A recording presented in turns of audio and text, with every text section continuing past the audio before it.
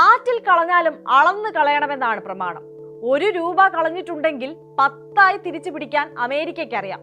യുക്രൈന് യുദ്ധസഹായമായി $350 billion നൽകിയെന്നാണ് ട്രംപിന്റെ കണക്ക് പുസ്തകത്തിൽ. നഷ്ടം നികത്താൻ യുക്രൈന്റെ അമൂല്യമായ പ്രകൃതി വിഭവങ്ങളിൽ അമേരിക്കയുടെ കണ്ണുടക്കിയിട്ട് നാളുകളേറെയായി. വൈറ്റ് ഹൗസിൽ ട്രംപും സെലൻസ്കിയും കൊമ്പുകോർക്കുന്നത് വരെ എത്തിയിരുന്നു കാര്യങ്ങൾ. ഒടുവിൽ സെലൻസ്കിയും മെരുങ്ങി.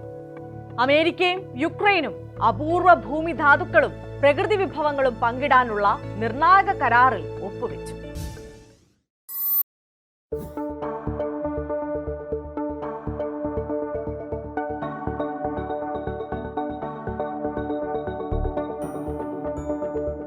You'll fight it out. I don't think it's going to be pretty, but you'll fight it out.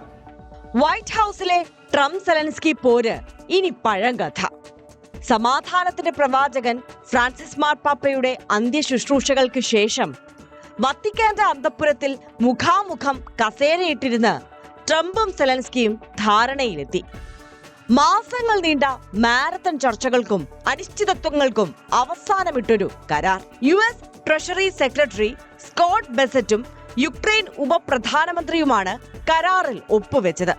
United States Ukraine reinvestment fund എന്ന് അറിയപ്പെടും ഈ കരാർ. അപൂർവ ധാതുക്കളടക്കം പ്രകൃതി വിഭവങ്ങളാൽ സമൃദ്ധമാണ് യുക്രൈൻ. യുക്രൈന്റെ ഈ സമ്പത്തിൽ ഇനി അമേരിക്കയ്ക്കും അവകാശമെന്ന് അർത്ഥം. Has the deal changed at all from the last time we heard about it? Well, I'll ask Scott to answer the question because he's responsible for it. Yeah, our side is ready to sign. Ukrainians decided last night to make some last-minute changes. We're sure that they will reconsider that. റഷ്യയുമായുള്ള യുദ്ധത്തിൽ യുക്രൈന് നൽകിയ സാമ്പത്തിക സൈനിക സഹായത്തിന് പ്രതിഫലമായാണ് അപൂർവ ധാതു ശേഖരത്തിലെ പങ്ക് America ആവശ്യപ്പെട്ടത്. പകരം യുക്രൈന്റെ പുനർനിർമ്മാണത്തിന് അമേരിക്ക സഹായിക്കും. $350 ബില്യൺ യുക്രൈന് യുദ്ധസഹായമായി നൽകിയെന്നാണ് ഡൊണാൾഡ് ട്രംപിന്റെ കണക്ക്.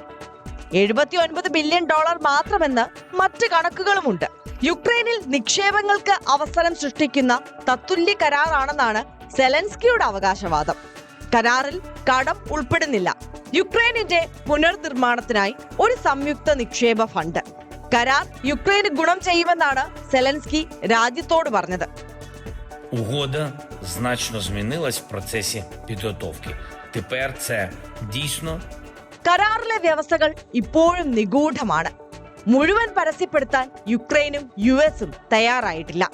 യൂറോപ്യൻ യൂണിയൻ നിർണായകമെന്ന് തിരിച്ചറിഞ്ഞ 34 ധാതുക്കളിൽ 22 എണ്ണത്തിന്റെയും വലിയ നിക്ഷേപം യുക്രൈനിലുണ്ട്. ഫെറോ അലോയ്, വിലയേറിയ നോൺ ഫെറസ് ലോഹങ്ങൾ എന്നിങ്ങനെ ചില അപൂർവ മൂലകങ്ങളും ഇതിൽ ഉൾപ്പെടുന്നു. യൂറോപ്പിലെ ഏറ്റവും വലിയ ലിഥിയം ശേഖരമാണ് യുക്രൈനിലേത്. ഏതാണ്ട് 5 ലക്ഷം ടൺ. ആണവ റിയാക്ടറുകളിലെ പ്രധാന ഘടകമായ ഗ്രാഫൈറ്റിന്റെ ശേഖരവും യുക്രൈനിലുണ്ട്. വിമാന ചിറകുകളും മറ്റ് എയറോസ്പേസ് ഘടകങ്ങളും നിർമ്മിക്കാൻ ഉപയോഗിക്കുന്ന ടൈറ്റാനിയം, ആണവോർജം, മെഡിക്കൽ ഉപകരണങ്ങൾ, ആയുധങ്ങൾ എന്നിവയ്ക്കായി ഉപയോഗിക്കുന്ന യുറേനിയം, ഇവയെല്ലാം യുക്രൈനിൽ സമൃദ്ധം. എന്തായാലും ഇതിൽ നിന്നുള്ള വരുമാനം ഉടനൊന്നും ലഭിച്ചു തുടങ്ങില്ല. വരുമാനം കണ്ടെത്താൻ അമേരിക്കയും യുക്രൈനും 1 ദശാബ്ദമോ അതിലധികമോ കാത്തിരിക്കേണ്ടി വരും. ഖനന മേഖലകൾ സ്ഥാപിതമായ കാനഡയിലും ഓസ്ട്രേലിയയിലും പ്രധാനപ്പെട്ട ധാതുക്കൾ ഉൽപ്പാദിപ്പിക്കുന്ന ഖനികൾ വികസിപ്പിക്കാൻ 10 മുതൽ 20 വർഷം വരെ എടുത്തതാണ് ചരിത്രം.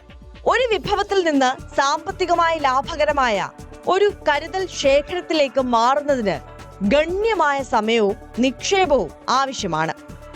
3 വർഷം പഴക്കമുള്ള റഷ്യയുടെ പൂർണ്ണ തോതിലുള്ള അധിനിവേശത്തിൽ വൈദ്യുതി, ഗതാഗതം തുടങ്ങിയ അടിസ്ഥാന സൗകര്യങ്ങൾ തകർന്നതും ഭാവി സുരക്ഷ ഉറപ്പു നൽകാത്തതുമായ ഒരു രാജ്യത്തേക്ക് പണം ഒഴുക്കുന്നതിൽ നിക്ഷേപകർ മടി കാണിക്കുമോ എന്ന ചോദ്യവും ഉയരുന്നു. യുക്രൈനിലാകെ 3482 ലൈസൻസുകളുണ്ട്.